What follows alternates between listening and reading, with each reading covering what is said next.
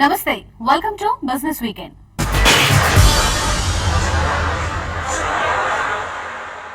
బంగారం ధరలకు రెక్కలు వచ్చాయి. గ్లోబల్ మార్కెట్లతో పాటు దేశీయంగా నెలకొన్న సానుకూల పరిణామాలతో వరుసగా మూడో రోజు బంగారం ధర పెరిగింది. పెళ్లిళ్ల సీజన్ కావడంతో ఢిల్లీ బులియన్ మార్కెట్ లో 10 గ్రాముల ధర 30,250 రూపాయలకు చేరింది. 2014 మే 13 తర్వాత బంగారం పలికిన గరిష్ట స్థాయి ఇదే. అలాగే ఫిబ్రవరి తర్వాత బంగారం ధర ఒక వారంలో భారీగా పెరగడం ఇదే తొలిసారి. పారిశ్రామిక యూనిట్లు, నాణాల తయారీదారుల డిమాండ్లతో కిలో వెండి 600 రూపాయలు పెరిగి 41,600 రూపాయలకు చేరింది. డాలర్ విలువ 10 నెలల కనిష్ట స్థాయికి దిగజారడంతో ప్రత్యామ్నాయంగా బంగారం, వెండిపై ఇన్వెస్టర్లు తమ పెట్టుబడులు పెట్టారని, దీంతో బంగారం ధర భారీగా పెరిగిందని బులియన్ ఇండస్ట్రీ అభిప్రాయపడింది. మార్చి 31తో ముగిసిన 4వ త్రైమాసికంలో ప్రైవేట్ రంగ ఆర్థిక సంస్థ ఐసిఐసిఐ బ్యాంక్ ఆర్థిక ఫలితాలు అంచనాలను అందుకోలేకపోయాయి.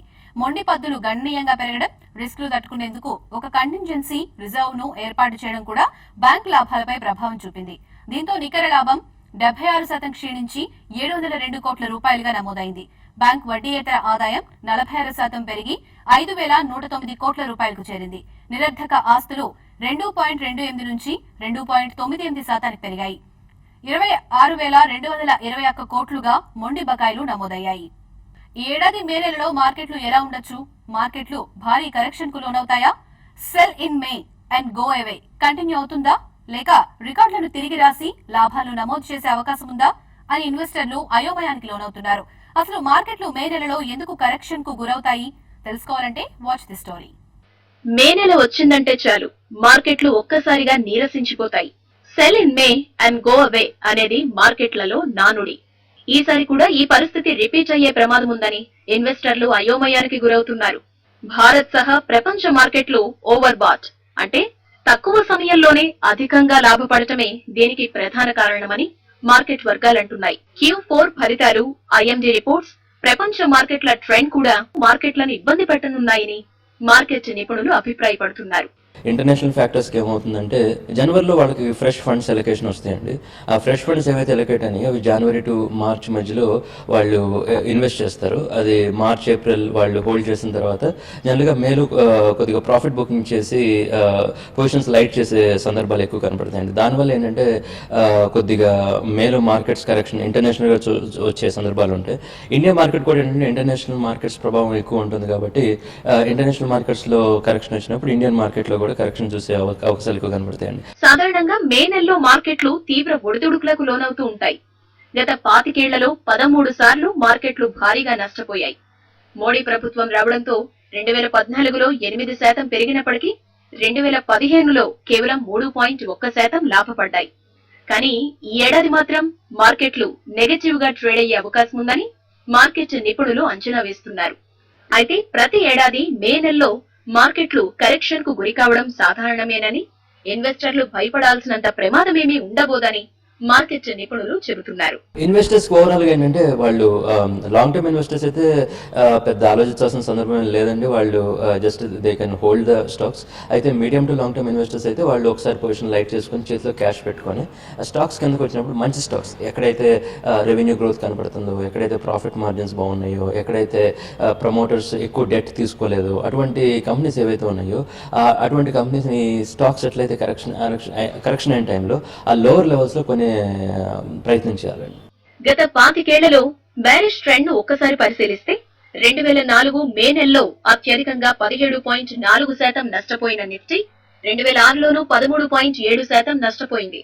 1996లో 2.2%, 1998లో 8.3% కరెక్షన్ కు గురికాగా 1999లో మార్కెట్లు 15.8% లాభపడ్డాయి. 2000 సంవత్సరంలో నిఫ్టీ 1.9% నష్టపోయినప్పటికీ 2001లో 3.8% మెరుగుపడింది. 2002 నుంచి 2009 సంవత్సరం వరకు ఒక ఏడాది నష్టాలు, ఈ మరుసటి ఏడాది లాభాల్ని నమోదు చేస్తూ మార్కెట్లు ఇన్వెస్టర్లను అయోమయానికి గురిచేశాయి. 2004లో యూపీఏ ప్రభుత్వం పగ్గాలు చేపట్టడంతో మార్కెట్లు భారీ కరెక్షన్ కు లోనైనప్పటికీ 2009లో మాత్రం ఏకంగా 28.1% పెరగడం మార్కెట్ వర్గాల్ని సైతం ఆశ్చర్యంలో ముంచెత్తింది. ఇక 2010 నుంచి వరుసగా 3 ఏళ్లు మే నెలలో మార్కెట్లు కరెక్షన్ కు గురైనప్పటికీ 2014లో నరేంద్ర మోదీ నేతృత్వంలో ఎన్డీఏ సర్కార్ ఏర్పడటంతో సెన్సెక్స్, నిఫ్టీలు దాదాపు 8% పెరిగాయి. గత ఏడాది కూడా మార్కెట్లు మే నెలలో 3% లాభపడ్డాయి. గత 22-23 ఇయర్స్ మన ఇండియా లాస్ట్ ఒక డేటా కానీ గమనిస్తే ఎక్కువ శాతం బాగా నష్టపోవడమే 13-14 టైమ్స్ హెవీగా కరెక్ట్ అయింది. గ్లోబల్ గా కూడా ఎందుకో మే అనేటప్పుడు కొంచెం ఒక నెర్వస్నెస్ అనేది వస్తుంది. గ్లోబల్ మార్కెట్స్ కూడా బాగా వీక్గా ఉంటుంటాయి. రిజర్వ్ సీజన్ ఒక కారణం అని చెప్పొచ్చు. దానికి ముందు జనవరి నుంచి మనకి మార్కెట్లు కొంచెం అప్ ట్రెండ్ లో ఉండి మేలో కొంత కరెక్షన్ ఉంటుంది. ఇది కాకుండా ఏంటంటే మాన్సూన్ మనకి జూలైలో ట్రెడిషనల్ గా మన ఇండియాలో జూలైలో స్టార్ట్ అవుతుంది కాబట్టి మాన్సూన్ చూసుకొని ఇన్వెస్ట్ చేద్దాం అనుకునే వాళ్ళు కొంచెం పోస్ట్పోన్ చేసుకోవచ్చు. దానివల్ల పెద్ద బయింగ్ అనేది మేలో మనకి రాదు. ఏదైనా కూడా ఈసారి మే కూడా కొంచెం వీక్ గానే ఉండే అవకాశం ఎక్కువ ఉందండి. ఇక మే నెలకు గాను నిఫ్టీలో F&O రోల్ ఓవర్స్ 74% జరిగాయి. వీటి సగటు 67% కాగా బ్యాంకు నిఫ్టీ రోల్ ఓవర్స్ కూడా 67% నుంచి 73%కి పెరిగాయి. ఇక స్టాక్ ఫ్యూచర్స్ గమనిస్తే 81% రోల్ ఓవర్స్ జరిగాయి. వీటి సగటు 77%. అయితే తక్కువ కాస్ట్ ఆఫ్ క్యారీలో రోల్ ఓవర్స్ జరగడంతో మే నెలలో మార్కెట్లు అప్ ట్రెండ్ లో ఉండే అవకాశాలు చాలా తక్కువగా ఉన్నాయని మార్కెట్ వర్గాలు అంచనా వేస్తున్నాయి. మేలో మార్కెట్లు భారీ కరెక్షన్ కు గురైతే లోయర్ లెవెల్స్ లో మంచి స్టాక్స్ ను ఇన్వెస్టర్లు కొనుగోలు చేయాలని మార్కెట్ నిపుణులు సూచిస్తున్నారు. వేల కోట్లు బాకీ పడతాడు, వేరే దేశానికి ఉడాయిస్తాడు, పైగా తానే బాధితుడిని అని అంటాడు. నన్ను అరెస్ట్ చేస్తే డబ్బులు రావంటాడు. బ్యాంకులు సరిగ్గా సంప్రదిస్తే సెటిల్మెంట్ చేసుకుంటానంటాడు. అతనే ఉద్దేశపూర్వక ఎగవేతదారుడు విజయ్ మాల్యా. ఇంగ్లాండ్ లో హాయిగా ఉన్నారని, ఇండియాకు రానని కూడా మాల్యా తేల్చేశాడు. లండన్ లో నన్నేం చేయగలరు అన్నట్టుగా బిల్డప్ ఇస్తున్నాడు. Vijay Mallya king of good times. అతడికి బ్యాడ్ టైమ్స్ మొదలయ్యాయని అంతా అనుకోవడమే తప్ప అతడు మాత్రం హాయిగా లండన్ లో గడుపుతున్నాడు. ఓ ఛానల్ కు ఇచ్చిన ఇంటర్వ్యూలో ఎంతో కూల్ గా ఉల్లాసంగా కనిపించాడు. బ్యాంకులకు 9,000 కోట్లకు పైగా బాకీ పడ్డ బాధేమీ ముఖంలో కనిపించలేదు. అరెస్ట్ వారెంట్ జారీ అయిందనే టెన్షన్ లేదు. దాంతో ఏమవుతుంది అన్నట్టుగా నింపాదిగా ఉన్నట్టు కనిపిస్తోంది. అతని స్టైల్ కోషన్ ఎక్కడా తగ్గలేదు.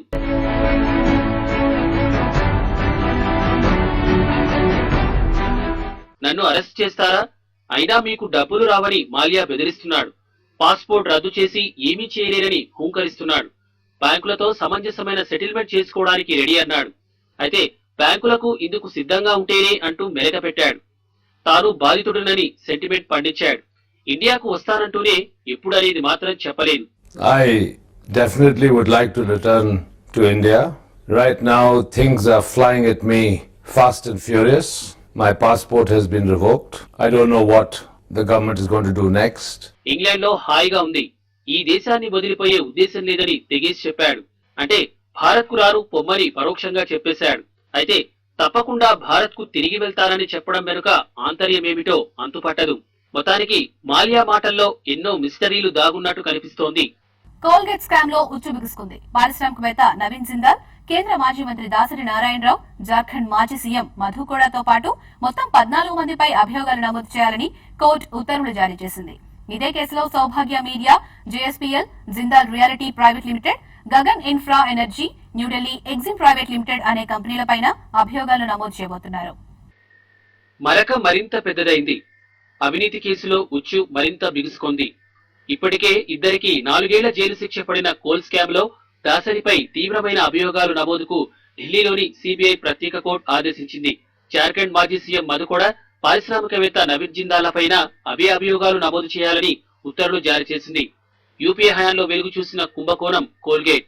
2012లో బీజేపీ ఫిర్యాదుతో సిబిఐ విచారణ మొదలైంది. అప్పటి నుంచి అనేక మలుపులు తిరిగింది. అప్పటి లెక్కల ప్రకారం 1,86,000 కోట్ల రూపాయల మేర ఖజానాకు గడ్డిపడిందని కాక్ తేల్చింది. ప్రభుత్వ కంపెనీలకు, ప్రైవేట్ కంపెనీలకు అడ్డగోలుగా బొగ్గు నిక్షేపాలు కేటాయించారని ఆరోపణలు వెలువెత్తాయి. ఈ కేసులో చాలా మంది పేర్లు బయటకు వచ్చాయి. 2009లో ప్రైవేట్ కంపెనీలకు బొగ్గు నిక్షేపాలు కేటాయించిన సమయంలో దాసరి నారాయణరావు కేంద్ర బొగ్గు శాఖ సహాయ మంత్రిగా ఉన్నారు. 2009 ఫిబ్రవరిలో అప్పటి కాంగ్రెస్ ఎంపీ, పారిశ్రామికవేత్త నవీన్ జిందాల్ కు చెందిన జిందాల్ స్టీల్ అండ్ పవర్ కంపెనీకి ఒరిస్సాలో బొగ్గు నిక్షేపాలు కేటాయించారు. ఇందులో 1,500 మిలియన్ మెట్రిక్ టన్నుల భారీ నిల్వలున్న బ్లాకును కేటాయించారు. కేంద్ర ప్రభుత్వ రంగ సంస్థ నవరత్న కంపెనీగా గుర్తింపు పొందిన కోల్ ఇండియా లిమిటెడ్ ను కాదని జిందాల్ కు కట్టబెట్టారు. ఇందులో అవినీతి జరిగిందనేది అభియోగం. అక్రమాలకు ఆధారాలు కనిపిస్తున్నాయంటూ జిందాల్ కు బొగ్గు బ్లాకు కేటాయింపు రద్దు చేయాలని ఇంటర్ మినిస్టీరియల్ గ్రూప్ 2012 సెప్టెంబర్లో సిఫార్సు చేసింది. ఇదే వ్యవహారంలో దాసరితో పాటు నవీన్ జిందాల్ పై 2013 జూన్లో కేసు నమోదు చేసింది. కోల్ స్కామ్ 12వ ఎఫ్ఐఆర్ లో వీరిపై అభియోగాలు నమోదు చేసింది. ఈ కేసులో దాసరిని అనేక సార్లు సిబిఐ ప్రశ్నించింది. అయితే సహాయ మంత్రిగా తన పాత్ర పరిమితమని దాసరి ఇంతకు ముందే చెప్పారు. బొగ్గు బ్లాకుల కేటాయింపుల నిర్ణయాలు తాను ఒక్కడనే తీసుకోలేనని కోర్టుకు విన్నవించారు. ఆ శాఖ కేబినెట్ మంత్రి తుది నిర్ణయం తీసుకుంటారనేది అందరికీ తెలిసిన విషయమేనన్నారు. ఆనాడు బొగ్గు శాఖ మన్మోహన్ సింగ్ దగ్గరే ఉంది కాబట్టి కేటాయింపులకు మన్మోహన్ సింగ్ దే బాధ్యత అని వివరణ ఇచ్చారు. ఈ కేసు విచారణలో భాగంగా శుక్రవారం కీలక పరిణామం చోటు చేసుకుంది. దాసరి తదితరులు నేరపూరిత కుట్రకు పాల్పడ్డారని అభియోగాలు నమోదు చేయాలంటూ కోర్టు ఆదేశించింది. దీంతో దాసరి చుట్టూ ఉచ్చు మరింత బిగుసుకుందని భావిస్తున్నారు. బిజినెస్ వీకెండ్ లో ఇప్పుడు బ్రేక్ తీసుకుందాం.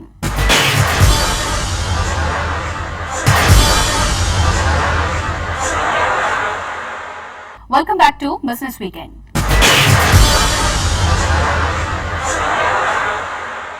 తీవ్ర వడిదుడుకుల మధ్య ఈ వారం స్టాక్ మార్కెట్లు నష్టాలు చవిచూశాయి. వారం మొత్తం మీద సెన్సెక్స్ 231, నిఫ్టీ 49 పాయింట్లు నష్టపోయాయి. ఇక ఈ వారం స్టాక్ మార్కెట్లపై విశ్లేషణ, అలాగే వచ్చే వారం ఏ స్టాక్స్ ను కొనుగోలు చేయాలనే అంశంపై మార్కెట్ అనలిస్ట్ కుటుంబరావు విశ్లేషణ ఇప్పుడు చూద్దాం. గత వారం మార్కెట్స్ మైల్డ్ కరెక్షన్ కి లోనైనాయి అనమాట. క్లియర్లీ మార్కెట్ ని ప్రభావితం చేసిన అంశాలు both domestic factors and international factors అనమాట. డొమెస్టిక్ ఫ్యాక్టర్స్ మనం చూస్తూ ఉంటే కనుక పార్లమెంట్ సెషన్ ఎంతో ఆశలతో పెట్టుకుంటే కనుక అగస్టా హెలికాప్టర్ స్కామ్ అనమాట తెర మీదకి రావడంతో ఇక ఫ్రెష్గా రిఫార్మ్ బిల్స్ అనమాట, బ్యాంక్రప్సీ బిల్ కానీ ఇలాంటివి ఏమన్నా పాస్ అవుతాయా లేదా అనేది కూడా అనుమానాలకి తావిచ్చింది. క్లియర్లీ ఈ పొలిటికల్ రంబ్లింగ్స్ నడుస్తున్నప్పుడు బిల్స్ పాస్ అవటం కొంచెం డిఫికల్ట్గానే కనిపిస్తుంది. కాబట్టి మార్కెట్స్ కొంచెం నిరాశ చెందింది. అయితే క్లియర్లీ యుఎస్ ఫెడ్ కూడా అనమాట వడ్డీ రేట్ల పైన ఏది ఇండికేషన్ ఇవ్వకపోవటం, బట్ డోవిష్ యాటిట్యూడ్ తోటి కమెంటరీ ఇవ్వడంతో అనమాట కొంచెం ఊరట ఇచ్చింది వీకెండ్కి.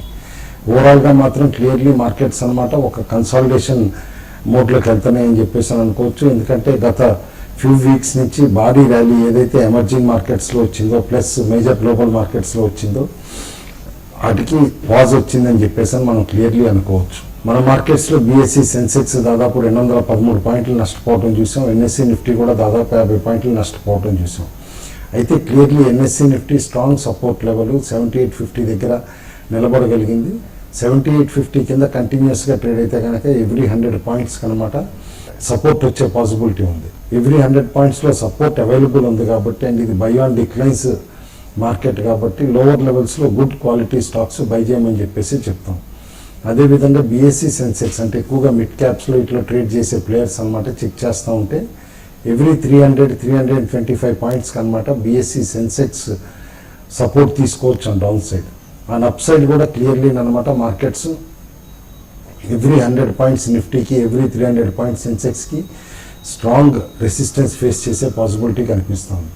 అయితే గత వారం మార్కెట్స్లో అనమాట కరెక్షన్ రావడానికి సెక్టార్స్ని అబ్జర్వ్ చేస్తే కనుక ఆటో, పవర్, ఎఫ్ఎంసీజీ గత వారంలో మార్కెట్స్ కరెక్ట్ అవడానికి దోహదపడిన సెక్టార్స్ అనమాట అబ్జర్వ్ చేస్తే కనుక ఈ metal, auto, power and FMCG అనమాట రీసెంట్లీ బాగా లాభాలు కూడా ఆర్జించిన సెక్టార్స్ అనమాట both metal and power stocks. కాబట్టి మైల్డ్ కరెక్షన్కి లోన్ అవటం పెద్ద సర్ప్రైజ్ కాదు. ఇటు లోవర్ లెవెల్స్ అనమాట మెటల్స్ని బై చేయమని చెప్పేసి అంటాను. గ్లోబల్లీ కాస్త వర్స్ట్ అయిపోయినట్టు కనిపిస్తుంది.